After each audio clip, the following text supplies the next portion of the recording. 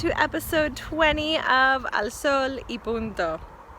I'm here with Oso. We just wet our feet in the river, and I just wanted to do a really quick introduction. Before the rest of the video, we're going to talk about so many things today.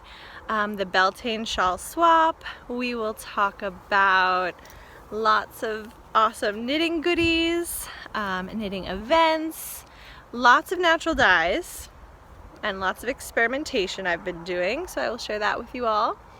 Yeah, and that's it. We are out here hiking a little bit, walking, practicing for the Camino de Santiago this summer in August. Who's coming? Who is going to join us on el CAMIKNITTING? Antonio and I did a little video talking about it, talking about CAMIKNITTING, but it's in Spanish. So if you speak Spanish too, or if you just want to see us talking in Spanish, that should be on his channel and on my channel. And yeah, so Camino al CAMIKNITTING. We're gonna be walking and getting ready for this awesome knitting walk across the north of Spain in August.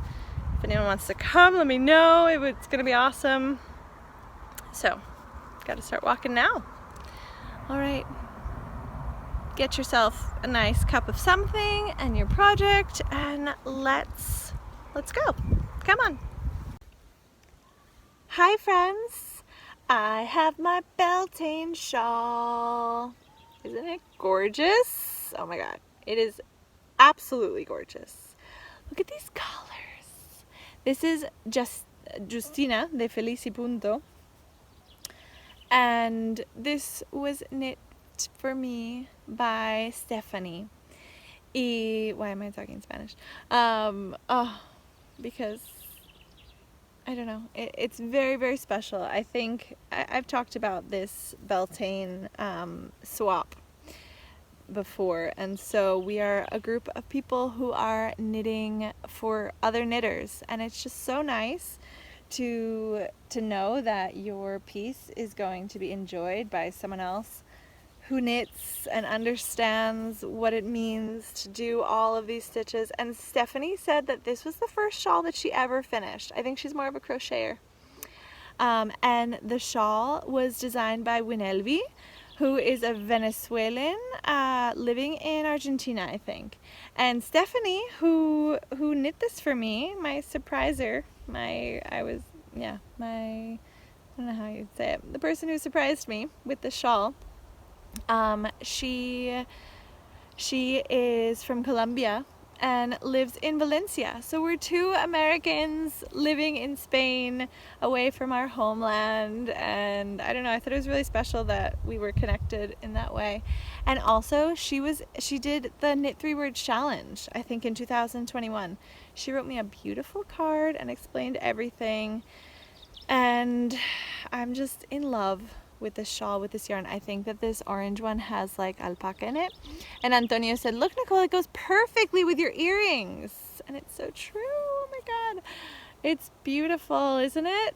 I'm so in love. We were saying in the group chat, like, oh, what are we gonna do when like the gifts are over, because everyone's like getting their packages this week, and it's so exciting because like they like open it and send pictures immediately, and we get to see all the little goodies that everyone sent. By the way, Stephanie also sent me, Oso, a ball that she made out of trapillo. I don't know, like that t-shirt yarn. And she did it in like, I don't do crochet, but she made a ball shape around one of those squeaky balls. And Oso is just like flipping out with it. He absolutely loves it. He's here right now. He's a little tired. He's laying in the cool shade. But yeah, he absolutely loves it. She also sent me sweets of dulce de leche, which come from Colombia because she was there recently. She also sent me like these two mugs, one for me and one for my boyfriend, of Las Fallas, which is like the celebration, the folkloric celebration in Valencia where she lives now, with like all their typical dress and everything, and they're like really cute. I'm gonna put a picture. So I've been using those since I got them as my drinking cup for everything, coffee, tea, water, whatever I'm drinking, it's in the cup. They're so cute. They're so cute. And yeah, really sweet. And a project bag which says that life is full of beautiful things, and also the Fallas, which is their celebration. So really sweet. It's really nice. I don't know if we will do another. We're talking about doing another exchange like now before the next one, but I think it's okay. I think it's good because it's a little bit stressful when you have to like make something for someone. I don't know. I was finishing up my shawl for Maria Jesus, and she'll probably watch this in Spanish. I was so nervous. I was so nervous that she wasn't going to like it, that it wasn't going to be okay, but she says she loves it. I believe her, because I think that whenever knitters receive or makers receive something handmade, we understand every stitch and every little bit that is put into this amazingness. So yeah, I'm really excited about next year doing it again. and yeah, I'm so happy with my shawl. I'm never taking it off. So yeah.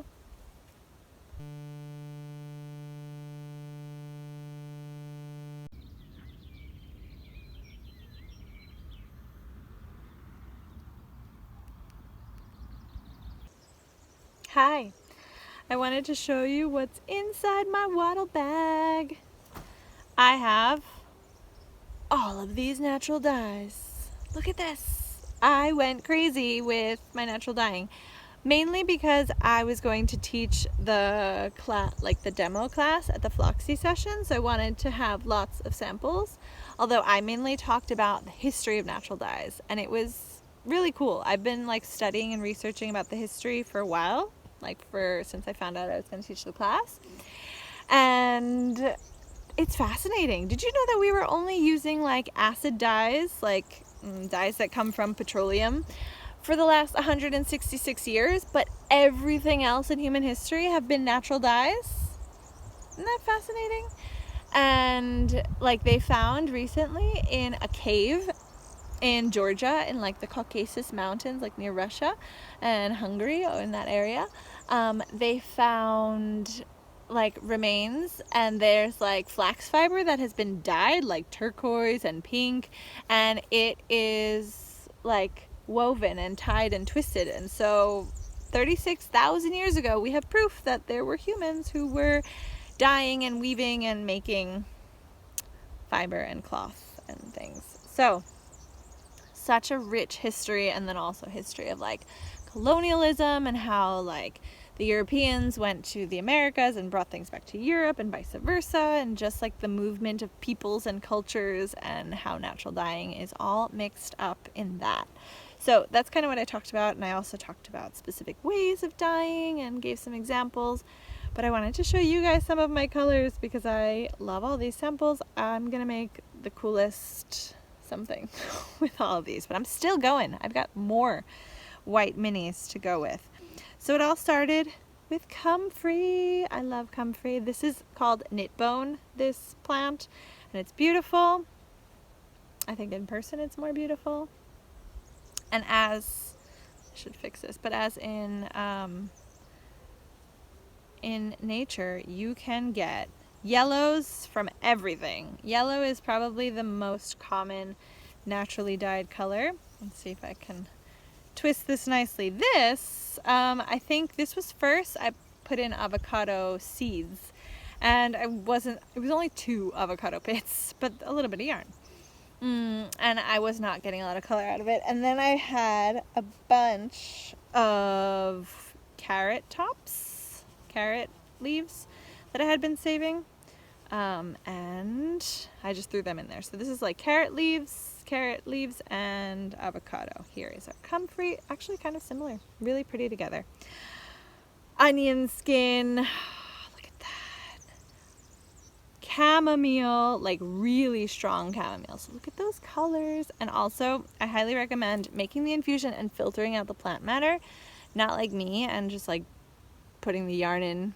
I kind of stopped doing that at one point, but in the beginning I was being lazy and I was like, I'll just dye it with the plant matter, and then it's really hard to get it out. You have to like really shake it.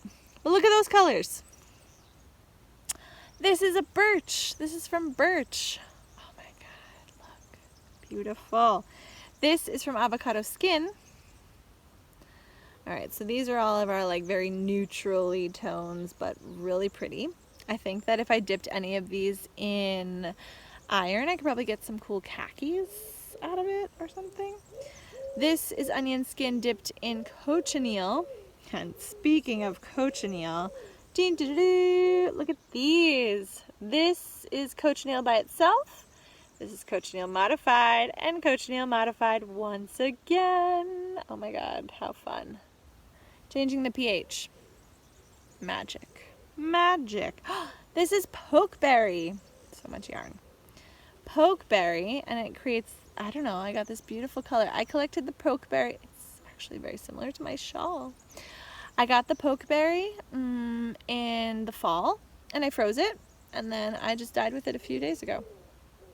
Or like a week ago. This is hibiscus. Don't you love drinking hibiscus? Well, if you make too much, you can dye with it. It's like a really pretty color. I don't know. You can see all of these was mordanted with alum previously and then dipped in, which sometimes. And then we have logwood. This is like super concentrated, and this is like not at all concentrated. So somewhere in the middle is the color you would get from one of Tintica's natural dye kits in the logwood one. So, aren't they beautiful? And speaking of Tintica natural dye kits, this is Madder Root, and this is the Sacred Geometry Shawl by Ninja Chickens. And you can get this color from Madder Root and the Madder Root kit of Tintica if you're interested, and she will hold your hand through the whole process. But aren't they amazing? What should I make with it? Any ideas? Should definitely make Marianela's design. The one that she designed for the Advent. Yeah, I could do that. I don't know what I'm gonna do. I kind of want to make a sweater. We'll see. Still dying. I want to make more things, more colors. I have so many ideas. This is drinking cleavers, and actually cleaver root is this. Well, cleavers are in the same family as madder, and cleaver root you can get, like, even with cleavers, if you know what cleavers are, you can make infusion. Sorry, I don't think people like drinking on camera, I'm sorry. You can actually collect cleaver root and you'd have to get a lot of it though. But if they're like all over your garden, you want to get rid of them, you can drink the leaves and use the root for natural dyeing. Why not? Here are some cleavers. I can show you. Cleavers! Should I eat it? Well, we just ripped it out, so we might as well eat it. Actually, you really gotta chew cleavers, because cleavers like stick to you. They've got like little hooks on them. So if you don't, it could hurt your throat. But look at that. You can make a shawl pin with cleavers. Crazy plant lady. Look at how they stick. That's why they're called cleavers, because they've got like little cleavers that like cleave. Ciao.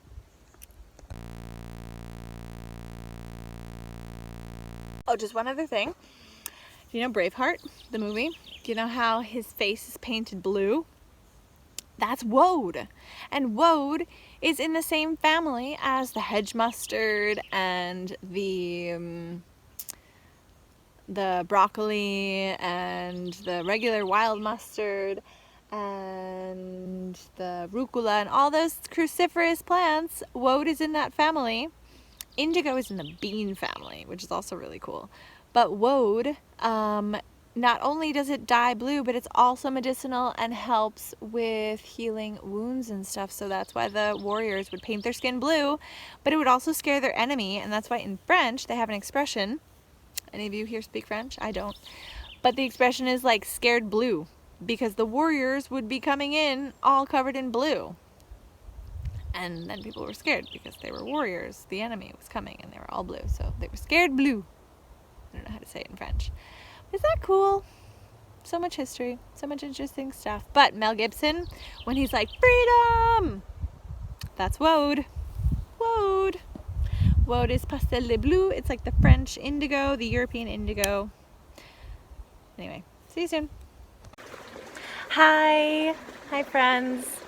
It is now the 3rd of May, a few days after Beltane, and I just wanted to show my shawl. Oh, I came up here with Oso to collect some comfrey. Oso is now trying to go into the river.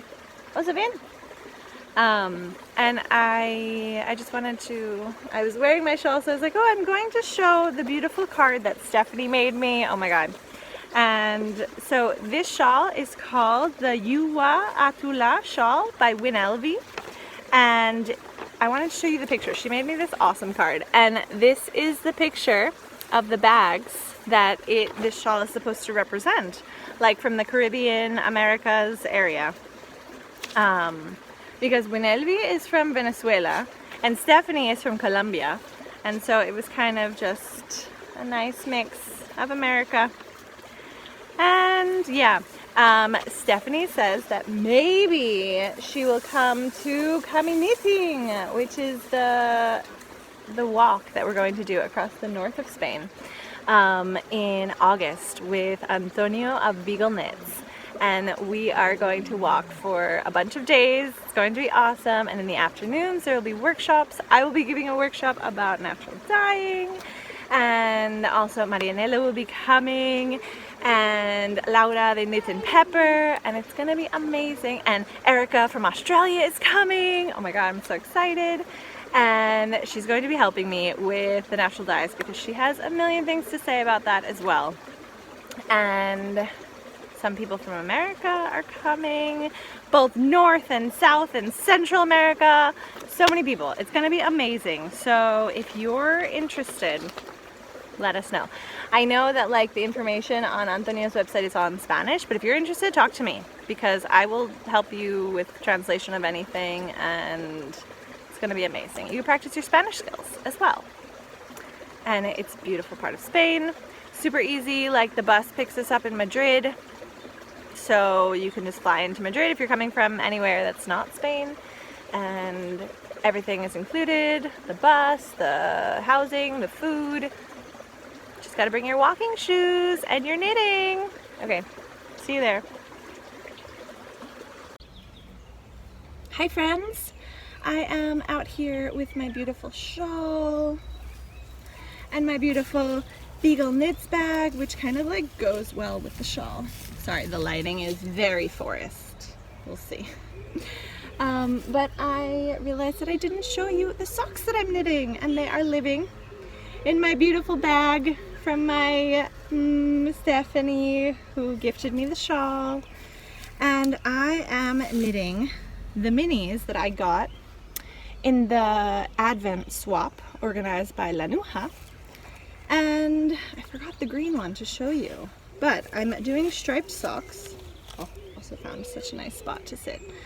Striped socks with these. It's like a pinkish rose color, orange. I'm really about the orange and the gray, eh? Look at that. And I'm holding it with some mohair silk tintica. And the reason why I'm doing the mohair silk is because I'm pretty sure that that is going to make my socks more resistant. So how do you all feel about adding a stripe of green now? Probably, like, this reminds me of sherbet and the green, but I think that the light pink, really whitish pink of the mohair will like tone it down. I'm using the mohair because I really believe that it's going to prevent getting holes in the socks, and also I like warm socks, so why not? So I think that the mohair silk is going to make it a lot more sturdy and resistant. So green or no green? Marta said always green, and I kind of agree, always green. I feel like you could put green, like it's like that kind of green. Why not? It's on my feet. Oh, they're so soft. So I'm calling these my Suka Socks, because they're soft and fuzzy and Suka, just like my Suka shawl, which I need to knit myself a Suka shawl now. So I need to find some really good mohair and a good merino. I was thinking about making a Suka shawl based on mugwort, Artemisa, because that plant is green on the leaves on top and silver on the bottom. So I thought if I could do like a green mohair and a silver merino or something, and like so it's reversible, so one side looks green and one side looks silver. Oh my god, wouldn't that be cool? Okay, more things.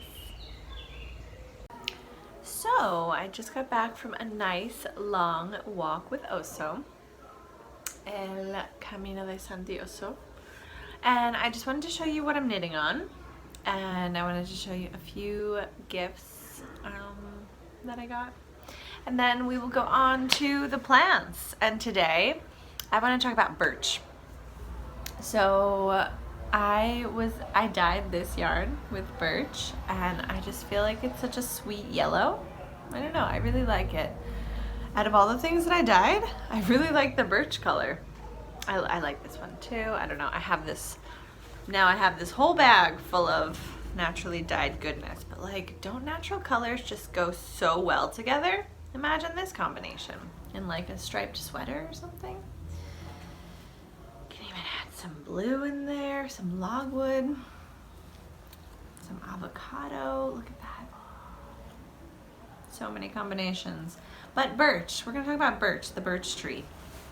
Because I actually just listened to a podcast this week, not recently, maybe a couple of days ago, about birch by Susan Wheat, and she talked for an hour about birch, and she had so many things to say, and I didn't even realize. She's doing I don't know if you know Susan Wheat, but she is doing a series this year on trees, and I feel like trees is the subject that I have been meaning to learn more about.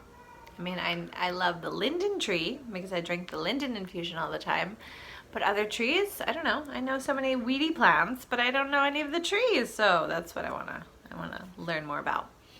And birch, so we'll talk about birch. Anyway, what am I knitting? What am I knitting? After I finished my Suka shawl, which if I haven't already, probably not, I will be posting the video about my Beltane shawl that I knit for Maria Jesus. And actually I wrote up the pattern recipe pattern. And I have two wonderful friends testing it for me, and yeah, so I think maybe by the summer solstice I can share the pattern with the rest of you. If anyone else wants to test it now, send me a message. And yeah, okay, so I am knitting. I started the shawl by Marianela. So this is the Rio de la Plata shawl. And actually it was so nice because I saw Marianela on Friday night along with 20 other knitters, because we went to Antonio's retiro, his retreat, and I saw other people who were knitting this too. And one lovely knitter gifted me this stitch marker. I love it. I love the combination of like this orangey red with this blue. Isn't that fabulous? So this is a shawl. Not that I need another shawl, but we always need more shawls, don't we? And I'm going to knit it with this beautiful blue yarn, which I talked about in my last episode. Thanks, Vivian. I don't know if you're here in English or Spanish, but Vivian gave me this, and this is Beneath the Olive Tree, I believe is the dyer, or Under the Olive Tree, I'll put the information down below, but it's silk and merino, and it's really nice, and I love it. And oh, I realized I made a mistake in the lace, and it was about 2 rows back, and I was like, oh no, what to do? Should I fix it? And I wasn't gonna fix it, and then I was like, I do need to fix it, so I tinked back 2 rows. I mean, it wasn't the end of the world. So yeah, and then I have the jade. I had 1 extra jade stone from the Florecer box, and yes, okay. So that is Rio de la Plata, the pattern by Marianela Gallo. And what else did I want to show you? I wanted to show you, Ade came to visit, and she gave me, it was so sweet because it was like a surprise like package that she got like on my street. She was like, look, this is like surprise gifts inside. So I got one for me and one for you. So let's open it up and see what it is. And it was a magnetic sheep. So this little guy lives on my fridge now. And he watches as I do dye experiments. I was thinking about putting him in the dye bath, but I don't think that he's probably not really made of wool. Probably not. Oh, but he's so sweet. So thank you. And what else did I want to show you? Oh, I wanted to show you, well, so many things. I got this awesome bag from Mr. Antonio Beagle Knits at his retreat. And, and Adela was here, and she brought me and Antonio mugs with our names on them. So now I have a mug for every day of the week. No, not that many, but I have a few now, and they're all so special, and it's perfect. Like, I have a cup holding up my phone right now, got a cup over there. I'm one of those people that have like multiple drinks. Like, maybe I'll have my coffee from the morning, and then and I don't mind drinking cold coffee. I'll have my infusion, I'll have orange juice, I don't know. So cute. Other acquired things, which I'm going to show you now. So the dear Susan of Wild Cottage Ireland Knitting Podcast reached out to me and said that she had a deck of tarot cards that she thought that I would want, and wanted to know if she could send them to me. And I said, yes, absolutely, because I believe that tarot cards kind of need to find you. They need to be gifted to you. And she was like, I don't know, I just saw I had these, and I just felt like they were meant to be for you. So thank you, Susan. They're the Herbal tarot cards. And so like I don't really know very much about tarot, but every suit is like a plant. So I don't know how you guys feel about me drawing cards on the podcast, so I'm not gonna do that, but well, I am going to show you a few of the art, and we'll see what the plan is, but it doesn't mean anything unless we want it to mean something. Chamomile. Okay, it clearly means something. Now I'm gonna show you. This is the first time I've got chamomile. Ace of Swords. What does Ace of Swords mean? I don't even know. But I like that it's chamomile, and that I have some chamomile dyed yarn right here. I don't like upside down tarot cards. Chamomile. And it comes with this book. Chamomile. I'm happy it's chamomile. That was a sweet one. Let's see what it says about chamomile, just a little bit. But it comes with a whole book about information. Ace of Swords, Ace of Swords.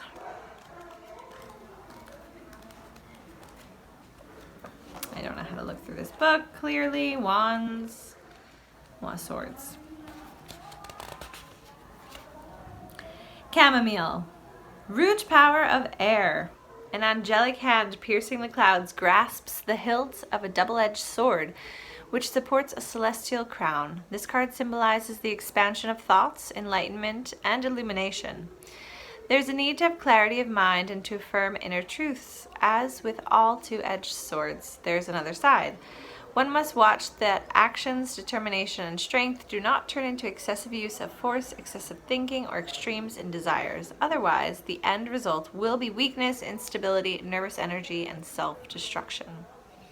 With the Ace of Swords, one should strive to allow creative and inspired ideas to burst forth. The potential for peaceful resolution, unbiased thoughts, and clarity of mind are now in the forefront.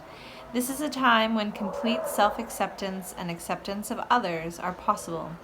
Through meditation and conscious living, inner peace and contentment can be obtained. Chamomile, spiritual properties. Chamomile bestows greater inner peace and finer clarity about one's inner spiritual purpose. There will be a more relaxed energy about seeing and working with the energies of divine spirit. Chamomile has the ability to enhance visions and to bring them into form on the earth. Oh, hi, chamomile. Medicinal properties. Chamomile is one of the most widely used beverage and medicinal teas. That's true. It is a valuable calming drink for restlessness, nervous stomach, and insomnia. It is safely used for children in the treatment of colds, indigestion, and nervous disorders. Chamomile will help relieve cramps associated with the menstrual cycle and will bring on the menstruation. It is high in calcium, and when allowed to grow wild, it supplies the earth with this building nutrient. Thanks, chamomile. Okay, and they're talking about making the tea. Keywords: clarity of mind, expansion of thoughts, assessing the situation and making decisions, upholding inner truths, need to think in a more positive way. Affirmation: I use the clarity of my thoughts to bring me peace and illumination. Herbal allies: lavender and spearmint. And chamomile, which in Spanish is manzanilla. Okay, I'm sorry. I said I wasn't going to actually, I don't know what it means, but we pulled the card. But I'm gonna show you just some of the other art, like this, so you can see, like, oh, St. John's Wort, another favorite. I've never seen this one either. Oh my God. I guess they're the King of Swords. So we've got all the swords. We got the Ace of Swords, the King of Swords. Oh, I love him. Who's that? Oh, Fennel. Four of Wands. Anyway, so it's all beautiful, beautiful plants, vervain, and all that. It's cool because then it kind of helps you, like if you know the plant, then it kind of helps you get to understand the card. So Ace of Swords, chamomile. Now I guess I can try and remember that. Thank you, Susan. Thank you very much. I hope that you have chamomile growing where you are. And Susan also made me the most wonderful, like, folder, like handmade folders to like keep my notes and my sewing things in. And she even sent me a card that had my city name on it, and she didn't know that I'm from there. So I thought that was really magical. So thank you, Susan. And thank you everyone for being so awesome. And I hope that you're knitting and doing well. And I will see you very soon. Okay, now off to talk about Birch. Ciao.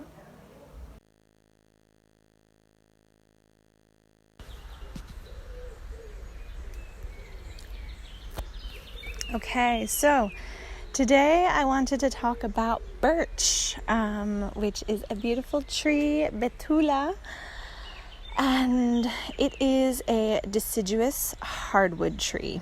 If you don't know what deciduous means, I feel like the trees really are something that I need to look further into and study because, like I said in the podcast, I focus more on like the little green plants growing close to the ground.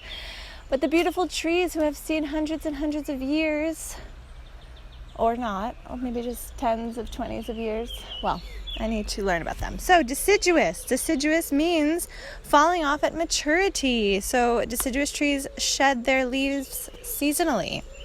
And it is a hardwood tree, which also, I definitely studied this in biology class, but what is a hardwood and softwood? Like, what's the difference? So hardwoods are angiosperms, which if you don't know what angiosperms are, that means that they have their seeds contained in a fruit. So what kinds of trees are hardwoods? Like apples, oaks, cherries, peach, these types of trees that have their seeds inside the fruit. And then softwood are gymnosperms, which means naked seeds, like pine, fir, spruce, cedar. So birch is a pioneer species, and that means that they are the first to colonize like barren landscapes, maybe after a fire or after a volcano, and they help the area start to populate again. Pioneer species need to be able to take advantage of like poor soils, and they also need to be pollinated by the wind because there might not be a lot of pollinators in that area. The birch tree is really special. It is short-lived. Normally in the northern hemisphere, temperate boreal climates. Boreal climate, do you know what that is? That is the subarctic climate. So like not totally Arctic, but pretty cold. And you probably know birch because they are the trees that have like the white on the outside. I'll be putting photos here, of course. And there is even a species which its second binomial name is papyrus, which is like the Egyptians would use it to actually make paper. Apparently, if some of the outer bark falls off, maybe after a storm or something, you can soak it for a few hours in water and then press it flat and make actual paper. Isn't that special? And birch has a lot of medicinal uses as well. So the twigs can be used as anti-inflammatory, analgesic for pain. You can put them in alcohol or make a tea. And there's lots of things about birch. Like I said, you can use it for natural dyeing. The leaves can be harvested in the early summer, which I would like to do. And you can use that to make a tincture or something, which is good for respiratory problems later on in the winter, so we can be prepared with birch. And it's just a beautiful tree, so I highly recommend you get to know birch. And if you know anything more about birch, please let me know down below. Okay, thanks. See you next time. Ciao, ciao.